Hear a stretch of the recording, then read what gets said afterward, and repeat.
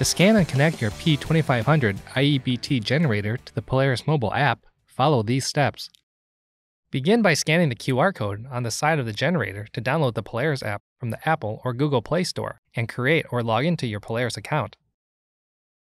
If the Polaris app is already installed on your smartphone, scanning the QR code will open the app automatically.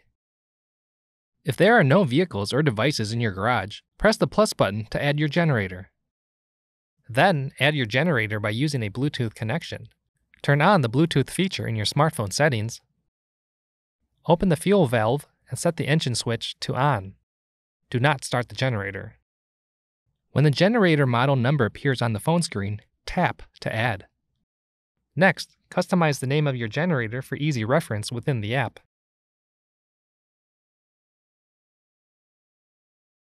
To start the generator using the Polaris app, open the fuel valve and set the engine switch to the on position. A blue light will illuminate on the display when the device is connected. Once the app is connected to the generator, the power button will be enabled. When the generator is disconnected from the phone, the power button will be disabled and the device name will no longer appear. Press the power button in the app to start or stop the generator. Once the generator is added to the garage and paired to your mobile device, the app will give you access to many features.